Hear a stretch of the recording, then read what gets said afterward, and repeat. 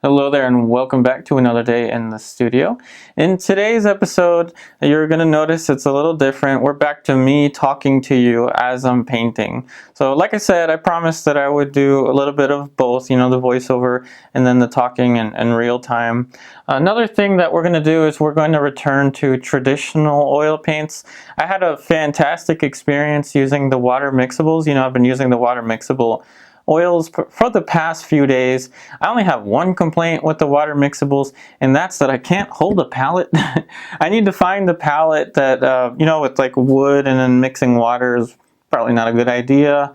I know some of you are telling me not to use the water, so again, I'm just doing what I enjoy doing, and I really want to bring you along the process. So I really do miss holding the palette. So in today's episode, we're going to return to the classical approach to portrait painting. I'm going to try to break it down into a very simple and clear set of steps because I do think that it helps to have that kind of foundation. So on the palette here we have titanium white, burnt umber, and our painting medium of choice is Neo Megilp. These two paints are Winsor and Newton.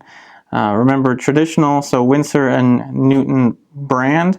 And I think Neo Megilp is a Gamblin brand medium. It's a fast drying medium. And right in this cup here, we have our odorless mineral spirits mixed with a little bit of citrus essence brush cleaner. The only reason I have the citrus essence mixed into this is because I ran out of odorless mineral spirits. So I gotta go to the store and pick some up, but it should work just fine. And so the first thing I'll do is just dip a brush into a little bit of the odorless mineral spirits to thin it out, and then just apply a little bit of the burnt umber. And it's not recommended, but I'm going to do this. I'm going to add a little bit of the medium quite early on, and that's because I'm going to want to work on this painting for several layers. So yeah, quite early on. And if you don't want to add the medium, it's perfectly fine. That's just because I want this painting to be dry pretty much by tomorrow. And here you have an image of our model Madeline, and I'm going to keep a picture of her to the top left corner of the screen so you can refer to it as the painting develops. So if you're a complete beginner in portrait painting or in painting in general, I would suggest to start off with charcoal for your block in. So that's what we're going to do first. So the important thing is composition, right? So for me, these two marks are indicating where I'm going to place the model's head. And it's not necessarily something you want to set in stone right away. You want to get a feel for the entire composition pretty much in the first, the first few minutes. So that's what we're doing here, a little mark for where the shoulder is going to fall, possibly going to move things around. It does feel a little different to be back in the traditional oil paints. I did really miss them. Pardon my stuttering there. It's also been a long time since I've done live talking. As you can tell, I'm all over the place. So painting and talking is an art form in itself. It's something that I really do enjoy because it's difficult. And I enjoy things that are difficult. So anyway, back to the block in. You really want to use a few simple straight lines and angles. See that straight line, straight line, straight line, straight line to place the model's head. And I think the head, I don't want it to get too small.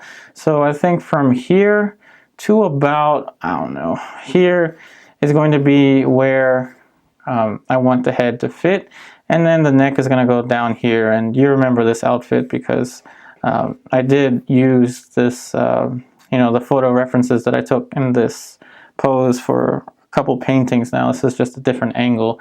So now the next thing to do is to get the movement, so the gesture. So we have quite an angle this time with the model. So again, remember, we're still in the block-in stage, and this is kind of the gathering information stage, and I'm just using the mineral spirits primarily to thin out the paint. And it acts just the same as the water does with the water mixables. but maybe I shouldn't talk about that. I don't want to confuse anyone. So now I'm going to throw in an angle here for where the eyebrows and the eyes are going to fit. Somewhere about there. Nose somewhere about here. Mouth somewhere about here. And these are rough approximations. Keyword rough. I'm not trying to draw a perfectly finished outline just yet. It's important to have information on your canvas to work from.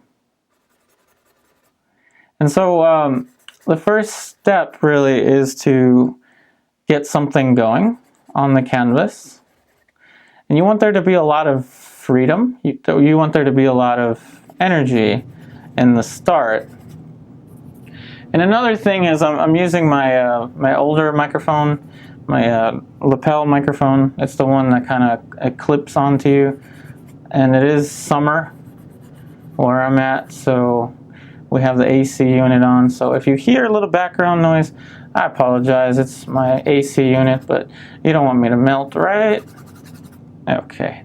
So the idea is to work through the awkward stage, and in the block-in, the awkward stage is real. So the awkward stage is going to be kind of this psychological state of mind where when the image starts to emerge, it starts to look somewhat human, but not quite there yet, and that's kind of a psychological, it's a weird psychological place to be, and I find that it happens a lot when I'm painting portraits of humans. I don't know what is it the same for you? Comment down below. Do you go through a kind of, like an awkward stage in your paintings with other subjects? For me, it's primarily with human portraits. Okay, so these are the steps for the block-in, okay? Center line, basic shape, axes for the eyes, nose, mouth. You want to keep things like flexible. You want to keep things movable, and you want to be able to reason with the shapes. You don't want the painting to own you. You want to own the painting, so to speak. When did I become a motivational speaker? No idea. So now we're starting to block in light and shadow shapes, and it's really important to work with light and shadow shapes quite early on, especially in the block-in stage. Now, like I said, if you're a complete beginner, I would recommend doing this in charcoal. And the charcoal, if you're using like a medium vine charcoal, soft vine charcoal, that's pretty good. You could also use Fusane Nitram charcoal. The reason that I say that is that charcoal handles very similar to oil paint, except guess what? It never dries. And I would say it's even more forgiving than oil paint. So right here now we're starting to hone in on the outside shape here. So that cuts in a little bit. And with the underpainting, really the main thing is to get the composition that you want. So if you get a composition that you like, it's something that'll motivate you to continue working on the painting. Composition is key. So I like that the head is cropped a little bit up here. It's a little bit higher up. It's at an angle. It's not in a weird place over here. It's different. It's something that I enjoy. And there's a lot of there's a lot of beauty and abstraction in abstraction. So it's a lot of feeling, okay? And it's a lot of, not just automatically centering the head. So now I'm just covering the hair, and I'm really trying to think of where I want the back of the head to fit. I'm also thinking of negative space. So all of this is negative space. It has a lot to do with composition. And I'm going to do the best that I can to get a lot of footage with this demonstration. I really want to give you the best information that I possibly can, because I do know that portrait painting is a very difficult subject for all of us, definitely for me. So So, okay, that's pretty much it for the block in. Now it's really down to subdividing shapes. So when you're subdividing shapes, it's important to keep them simple. So I added a little bit of odorless mineral spirits to this brush. And I'm going to use this as an eraser brush. See how I can easily erase. And again, it's important to know the fundamentals in painting. Now you can approach a painting however you want, so long as you understand the fundamentals. And I'm going to give you that today, and tomorrow, and the next day after that. Forever. So, yes, it's not so important right now for me to say eyes are specifically here, the eyes specifically there. What's important is to get an idea of the general shape. And for me, I'm going to be honest here, if you don't have a lot of experience with portrait painting, you want to take your underpainting as far as possible. Now this is still in the open grisaille stage. Open grisaille means that this is open. Grisaille just means gray. But this isn't gray, it's just a monochrome underpainting and burnt umber. So the more experience you have, the less information you need to put in the underpainting, okay? Now, let's talk about experience as I start to shape as I start to add more specificity to these shapes. If you've painted less than 100 paintings, less than 100 portraits, then I would say that spend more time with your underpainting, and in particular with your light and shadow. Less than 100 paintings, less than 100 portraits. If you've painted maybe 500 portraits, and I know I'm getting kind of specific with these numbers, but if you've painted, say, 500 portraits, then maybe you don't need to spend as long in the underpainting. I'm pretty sure I painted well over 500 portraits in my lifetime, so I know that I don't need to spend that much time in the underpainting, okay? So the important thing for me is to have this kind of foundation to paint over top of. That's the key. Having a set of, having a set of steps so you don't lose yourself in the moment.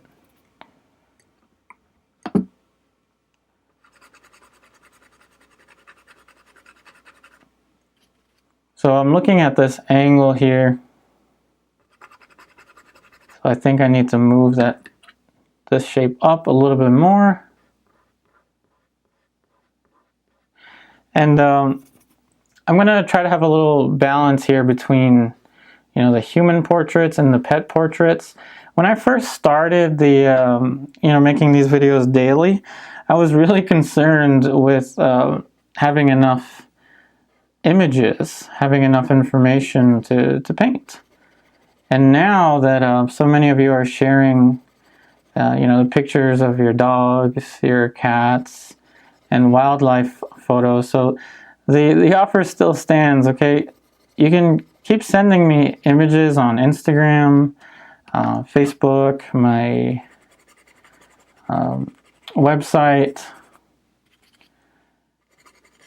I can't guarantee that I can get to all of them, but it's very nice to be able to have all of these new resources that I can use for more painting episodes. All right, so now that we have the eyes placed, I'm kind of getting all over the place. So let me work a little bit more on the exact nature of all of these shapes. It's going to be a lot of repetitive stuff. So I'm going to continue to develop these shapes in a very simple way, and then I'm going to subdivide them into smaller and smaller shapes. Then we're going to close it up with the closed grisaille, the titanium white, and all of that stuff. But anyway, let me continue this. Now, as you can hopefully see from way back there, we have nothing for the features, almost nothing, just a little blob for like where the eyes are going to fit, a little shape for the nose, and then barely anything for the mouth, just a smear for the mouth. The most important thing is all around here, okay? That's why you don't have the photo reference right now, is to get an idea of the abstract shape. And I usually say stand back as often as possible, and when you're painting, try to keep yourself at an arm's length away from your canvas. That really gives you a good sense of perspective of your painting. Now the next thing for me to do is to close up this underpainting. So back to the palette here, we're going to mix up just 3 values for now. So we're going to have the darkest dark right here. Then we're going to have a shadow tone. So let's mix that one over here. This is going to be our shadow tone. And then we're going to have something in the lights. But the main objective now is to solidify light and shadow. So I'm going to need different brushes for this. So I'm going to dedicate this brush to the light. And let's get another brush. Suppose this one right here. We will dedicate to the shadow, and I do want to put a little bit of medium into this. Now I'm only doing this because I want it to dry. That is, I'm only adding the medium because I want this to be dry by tomorrow. And remember, Neo Megilp is a fast drying medium, so it should be dry by tomorrow, even though my air conditioner unit is running. And so now we're going to transition into the posterized image. So that's going to be the light and shadow delineations. And light and shadow is going to be the most important thing towards facilitating a more realistic image. I know that this is not realistic at all right now, but again, this is, I'm trying to break it down into a series of steps or stages. Try to make the process even more clear. So right now, just covering the shadow shapes. Yeah, it's going to take me a while to get used to painting and talking again.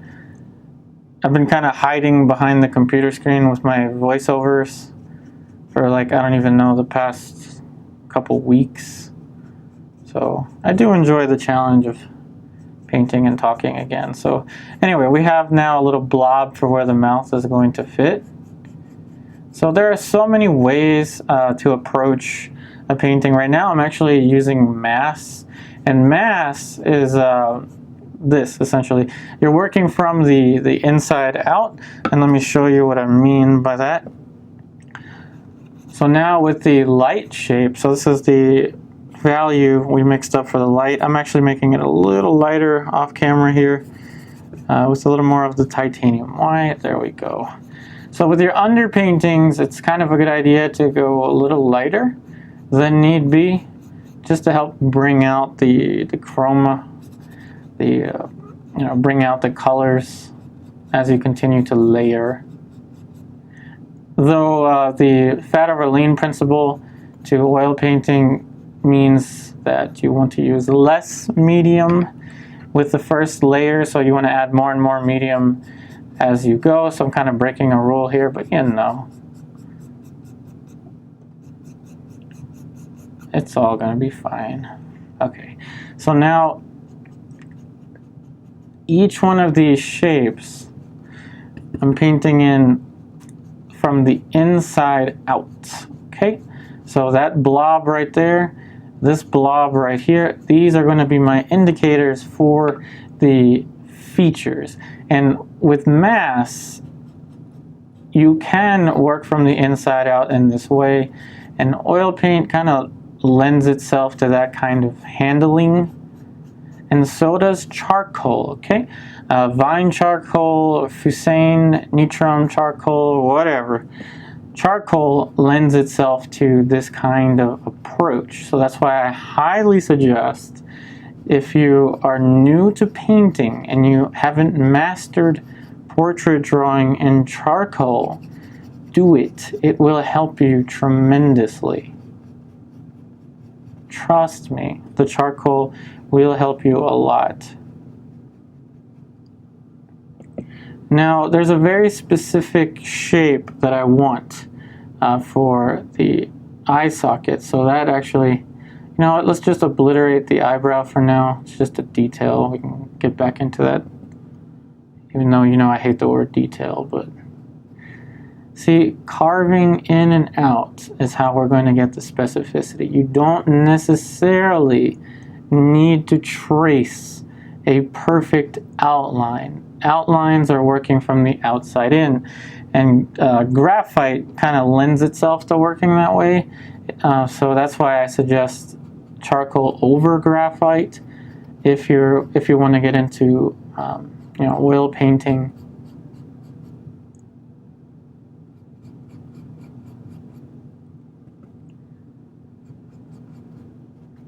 And now in particular with the nose, there is a little more of a specific shape that I need to get. So that like goes up a little bit.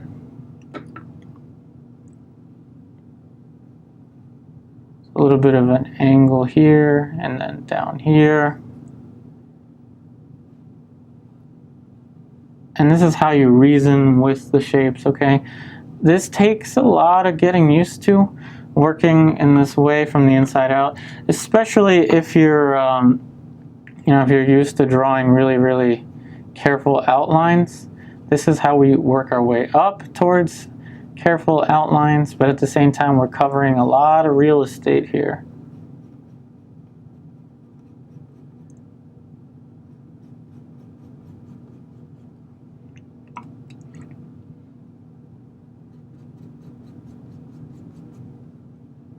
Now, I did say light and shadow specifically.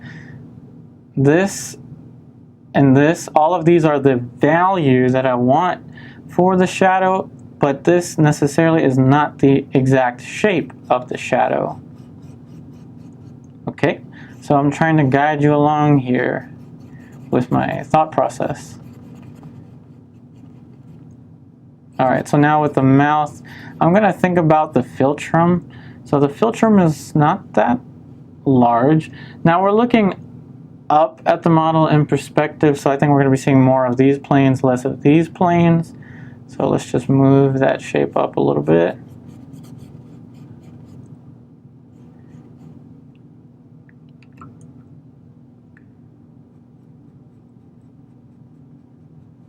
And another thing I should talk about is patience.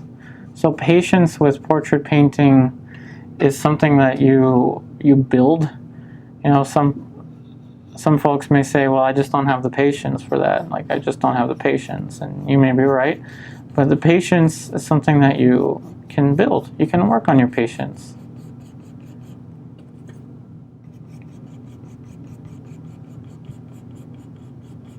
All right, so now that we have the light and dark covered, now it's just a matter of getting some smaller brushes and then continuing to carve at these shapes.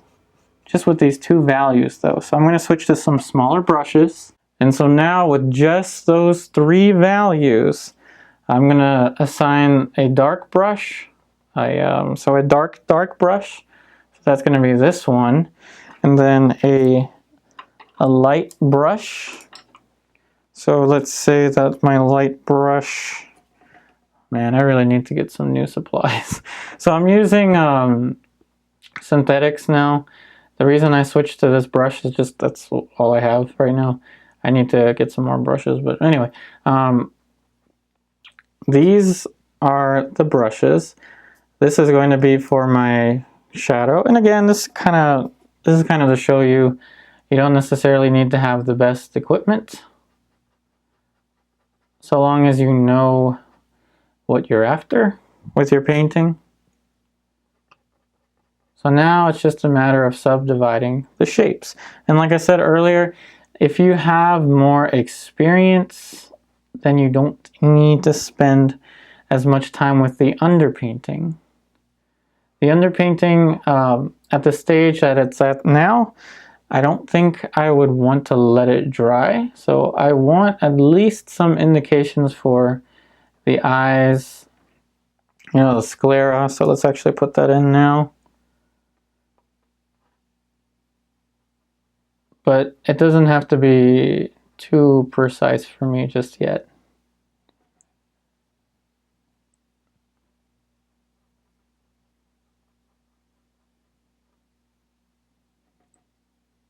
So each time you put in new information, so right now the sclera, the white of the eyes, is new information. It opens up another awkward stage, and that's okay. Just have to, you know, work through that awkward stage.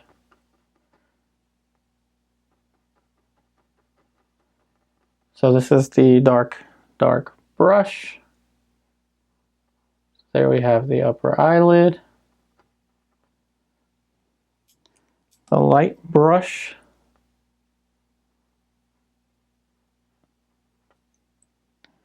So the tendency is going to be to try to like finish certain areas in the underpainting, which you can.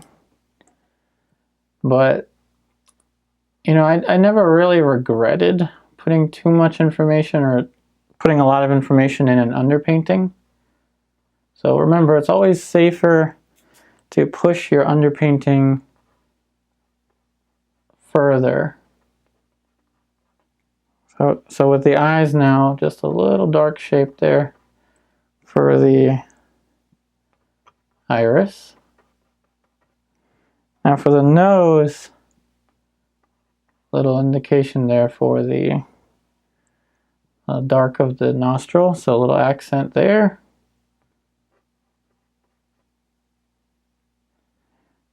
So now I'm going to have to start to put in some halftone. So halftone there for the nose. And I'm using the halftone to kind of draw the specific boundary of the shape with a little more accuracy. And this is probably the most goofy that the painting is going to look. Now the painting, not the model, okay? The painting. This is the most goofy that it's going to look.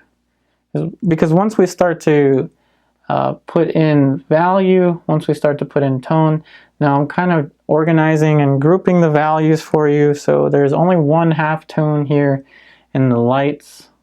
The rest is just the dark, and then the light itself.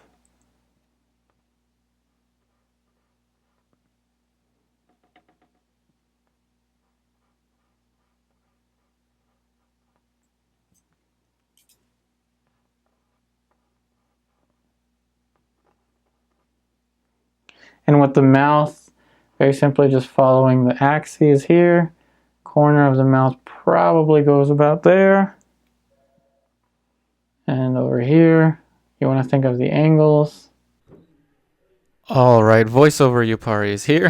That means that my focus now in the painting is 100% on the painting. So like I mentioned in the past few episodes, or I don't even know how long it's been, you know, when I'm painting and talking at the same time, it is to be as informative as I can possibly be and to add to your experience, but also know that in order to create the best painting possible, I have to have my full attention onto the painting. And I think it helps with the you know, the visuals, the painting, and I think it helps with the narration when I split it up between live talking and then voiceover. This is voiceover style. So now you're seeing the painting at an angle. The camera is very close to the canvas, but it is placed at an angle. So right now what I'm doing is I'm using that color value web that we established earlier, but just using the 3 values, okay? So with the 3 values, there are a few little in-between values, such as that right there on the fill trim, but what I'm starting to do is take the larger shapes that we established earlier, and I'm starting to subdivide the shapes into more and more exacting shapes, okay? And the idea with this is to continue to strive for the accuracy. But like I mentioned before, accuracy doesn't necessarily mean a perfect photographic rendition of the model. It never means that. What it means is that, that angle right there that we're working on with the mouth is just making sure that the angles relate to one another. There are only 4 things to look for: the 2 eyes, the nose, and the mouth. But you'd be surprised at, even if the tiniest little thing is off with the mouth, people are not as forgiving with paintings, with portrait paintings, in particular with faces. People are not as forgiving with that.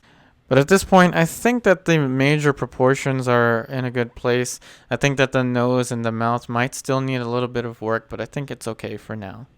And now that we have the light and shadow patterns mapped out, and a little bit of a halftone or a couple halftone transitions from light into dark. Remember, the most important thing with the posterized image is light and shadow. And here's the thing though, with the block in, like I was saying, you don't have to have every single curve, every single nuance completely and perfectly traced out. You don't need it, because when you get into the color, you will be able to see with much more clarity what changes need to be made, what areas to refine, and you just will see with more clarity within the the color passes when you paint in the colors. So now I have 2 choices. I can either let it dry, because I do have the composition mapped out. I do have the proportions roughly sketched in there. I could either let it dry, or I could go in and continue to close up the forms in the underpainting. And I have a little bit more time today, so might as well. So I'm going to show you how I close up the forms, or at least how I approach closing up the forms. And I guess closing form is a new term in my vocabulary. It just means to basically apply the entire value scale. So here on the palette, we have these 3 values still, but what I'm going to do is I'm going to extend the value scale now completely. So this is now going to be my lightest light up here, and with a little bit more of our Neo Megilp medium, all we're going to do is just put a continuous value web. I usually call it a color value web, but since it's monochrome, we'll just call it a value web. So this is going to be basically a pool of values starting from here all the way to here that I'll be able to take from with a smaller brush. And so with a smaller brush, I think I'm going to stick to just a light and a dark brush. Both will be about this size. And then I'm going to selectively render certain areas by closing up the forms and applying the entire value range. And I'm back with the voiceover style. So again, this means that my focus is completely on the painting at this point. So now with some smaller brushes and with that value web that we mixed up on the palette, we're going to close up some of the forms. So closing up the forms just means that we're going to be picking and choosing areas to selectively render. So right here, the side plane for the cheekbone. As I mentioned before, the anatomy of the portrait is going to be really important. So the zygomatic bone, so that major plane change, and then we're going to work the plane changes around the mandible of the mouth.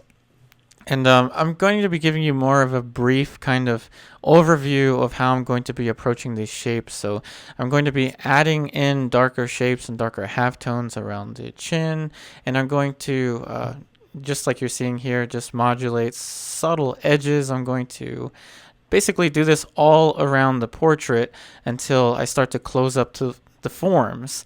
and then after that I'm just gonna set it aside and let it dry. Hopefully it'll be dry enough tomorrow to continue to work on it, but I also have other plans for a larger portrait that I'm thinking of, and along with some other animal and wildlife paintings as well. But what you're seeing here with the closing up of the form of the cheekbone is precisely what I'm going to be doing with the rest of the shapes.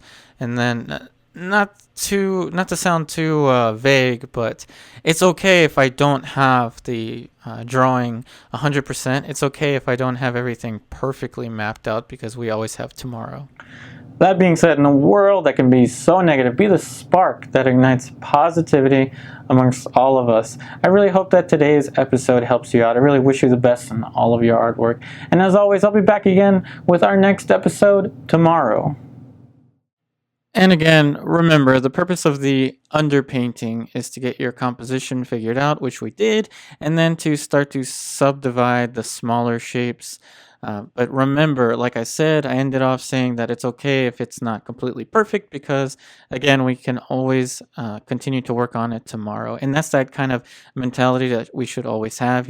Just tell yourself, we're just getting started. You're just getting started. So it doesn't have to be 100% figured out in the underpainting stage. Just know that. The underpainting stage is there for you to lay down the foundation to continue to build onto your paintings.